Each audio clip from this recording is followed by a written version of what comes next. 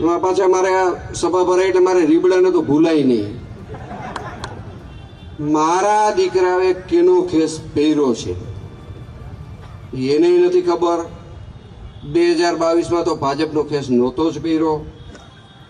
અને ગમે ને ભાજપમાં પ્રવેશ આપે, કમળ પહેરાવી આ ખેસ પહેરાવી પ્રવેશ આપે. એના 3 ઉમેદવાર લડતા હતા, 3 ઉમેદવાર. દેડી સીટમાંથી ડીસિંગ,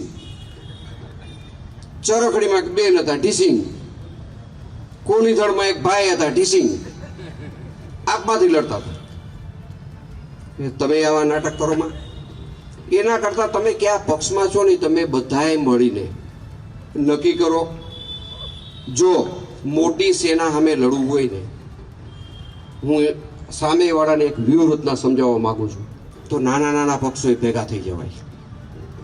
તમે આપવાળા ભેગા થઈ જાઓ, કોંગ્રેસવાળા ભેગા થઈ જાઓ, આ મેં નામ લીધું એ ભેગા થઈ જાઓ.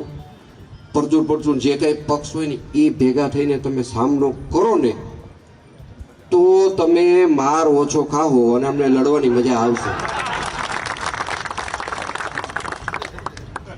તમે માર ખાશો, ઓછો ખાશો. ખાવાના એ તો ખાવા ના જ, એમાં બીજી વાત નહીં.